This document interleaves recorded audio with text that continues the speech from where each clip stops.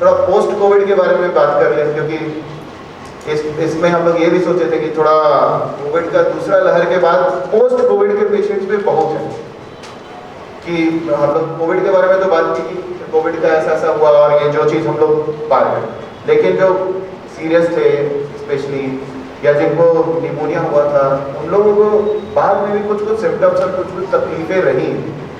पिछले वेव में भी देखा था 3, 4, 5 महीने तक भी दिक्कत रहा, जिनका बहुत सीवियर निमोनिया हुआ था 7, 8 महीने तक भी दिक्कत रहा। तो जिस तरीके में जिसको हुआ था तो वो सिम्टम्स पोस्ट कोविड क्या क्या दिक्कत फेस कर रहे हैं अभी लोग, सेकेंड वेव होने के बाद भी इस महीने में, पिछले महीने में, अभी महीने में और अगले महीने में भी फेस करेंगे। जो सबसे कॉमन है अभी ओपीडी में लोग आ रहे हैं, हम लोग उसमें उसको 1 by 1 करके बात करते हैं। हम लोग एक है पोस्ट कोविड, हम लोग बोलते हैं स्ट्रेस डिसऑर्डर।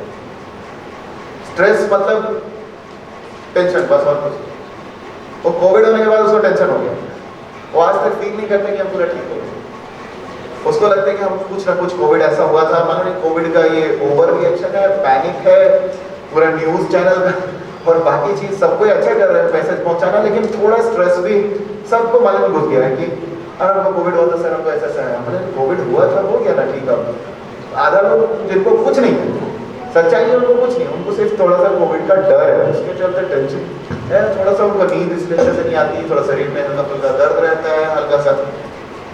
ये सबसे कॉमन है मतलब, और इसको इसलिए बताना उनको जरूरी है। ये 50-60% सबसे पहले ओपीडी में बोले ये कोई क्या कहते हैं नॉर्मल सी हल्का फुल्का उनको यहाँ दर्द रहता है, हल्का खांसी कभी कभार हो जाता है, बोले ये कोविड के बाद सबसे कॉमन सिम्टम है, 50% लोगों को रहता है। टेस्ट तो बहुत दिन तक भी किसी को नहीं आता है, किसी का कुछ ये चेंज होना है और ये सब चीज़ हम बोले कि ये, और वो उसके चलते उसका नींद गड़बड़ हो गया तो उसके चलते थोड़ा सा उसका अच्छा नहीं लग रहा है अंदर से। ये सब ये इसका ट्रीटमेंट सच्चाई बोले तो कुछ नहीं है, कंधे पे हाथ ही रख देना ट्रीटमेंट है इसका, और ये बोला कि आपको कुछ नहीं है, ये सबको हो रहा है और ये अपने आप 1-2 महीने में, 2-3 महीने में अपने धीरे धीरे खत्म हो जाएगा। आप पॉजिटिव रहिए, कोविड खत्म हो गया और उनको काउंसिल करके भेजना है।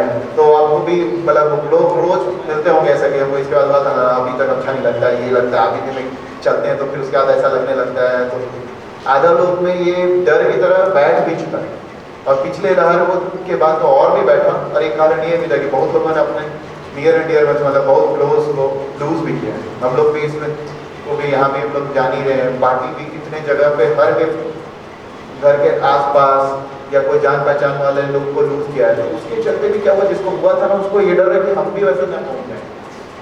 ये बहुत बार स्पेशली जिनको कोविड हुआ थोड़ा हल्का फुल्का भी हुआ निमोनिया या हल्का सा ये हुआ, वो लोग के अंदर डर तो ये हल्का है। तो उसका सबसे बड़ा ट्रीटमेंट है उनको अश्योर करना है कि आपका कोविड ठीक हो गया, कोविड 2-3 महीने के बाद कुछ परेशान नहीं करता। हाँ ये है कि आपको कोविड ठीक हो गया, उसके बाद आपका जो वैक्सीन लेना है, जो आगे का प्रिकॉशंस है वो वैसे लेते रहना, लेकिन अश्योर करना कि अब आप ठीक है, कोविड खत्म। एक है जो हम लोग बोलते हैं पोस्ट कोविड थ्रोम्बोसिस। थ्रोम्बोसिस हम लोग इसे बोले खून का थक्का जमने वाला चीज। बहुत बार पता होगा कि खून पतला करने वाला दवा दे रहे हैं, कोविड के बाद मिल रहा है। जनरली जिसको निमोनिया मतलब हो रहा है वो लोग को तो डी डाइमर बढ़ता है।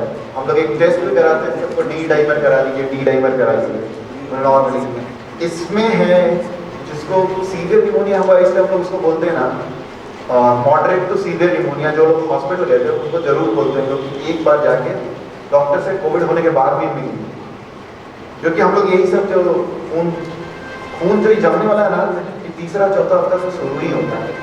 पहला हफ्ता में कुछ नहीं रहता, दूसरा हफ्ता में निमोनिया होता है, 3-4 हफ्ता में ही जाके होता है। तो इसलिए बहुत लोग ऐसा हुआ होगा जो 2 हफ्ते बाद गड़बड़ाया होगा और अचानक सीवियर होके कुछ हुआ और मालूम चला गया रांची और 1-2 दिन बाद नहीं रहा। उसमें ही थ्रोम्बोसिस वाला था, उसमें क्या खून का नली थक्का जम रहा था और कुछ लोगों का बाद तक भी जम रहा है, 3 महीना तक भी, कुछ लोगों का 3-4 महीना तक भी खून जमने का प्रवृत्ति ज़्यादा है। अब शरीर में खून की नली में कहीं भी खून जमेगा तो क्या क्या होगा।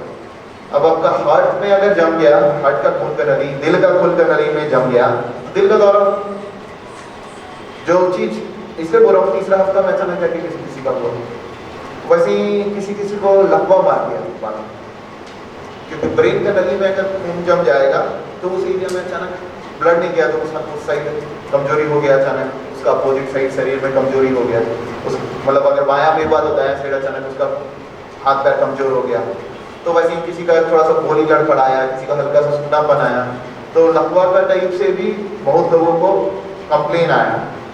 और एक दो लोगों को पैर में अचानक सूजन हो गया, एक ही पैर, क्या हुआ खून का नली में जमा, तो पानी जो खून जा रहा है वहाँ निकल रहा है बाहर, वो वापस अच्छे से आ नहीं रहा है, तो पैर एक साइड का सूजन हो गया। तो ये सब वाला चीज़ तो खराब ये, लेकिन ज़्यादातर हम लोग उन्हीं लोगों को देखते हैं जिनको कम से कम मॉडरेट से सीवियर निमोनिया हुआ था, जिनको ऑक्सीजन ज़्यादातर लोग को जरूरत पड़ा था, बहुत ज़्यादा पड़ा, क्योंकि हल्का फुल्का डी डाइमर बढ़ा हुआ मिल रहा है, लेकिन जो इन सब लक्षणों के साथ आ रहे हैं उन लोगों को जनरली ठीक ठाक निमोनिया हुआ था, ऑक्सीजन जरूरत जैसा एकदम हुआ था कि 20-30% फेफड़ा जरूर था।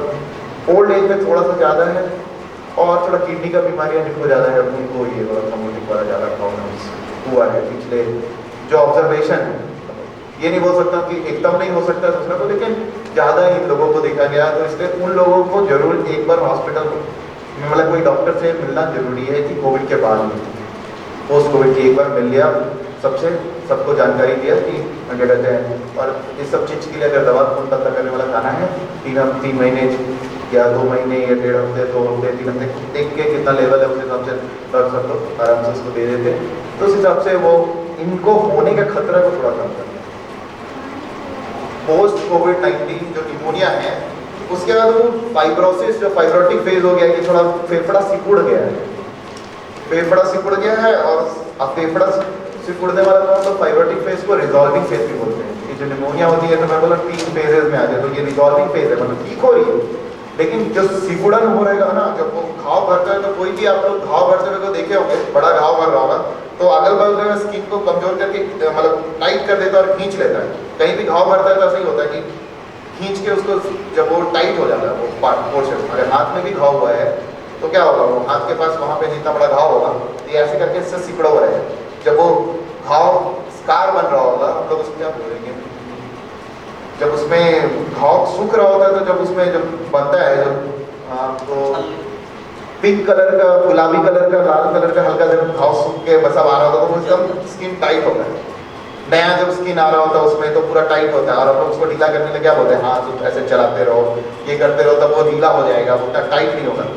सेम उसी तरीके से ये रिजॉल्विंग फेस है निमोनिया का। तो फेफड़ा को डैमेज किया है, अब फेफड़ा में भी नया आ रहा होगा, नया ग्रोथ, क्योंकि फेफड़ा भी हम लोग का हर चीज भगवान दिए हैं, नस वाला छोड़ के सब चीज ग्रो करता है, मतलब ब्रेन वाला टिश्यू सब ग्रो नहीं करता, नहीं तो बहुत लोग उसका मतलब बहुत कम ग्रो करता है, नहीं तो ज़्यादातर लंग्स फिर से ग्रो करता है, जो डैमेज हुआ है वो सब फिर से उसको साफ करके अपना ग्रो करके ठीक करता है।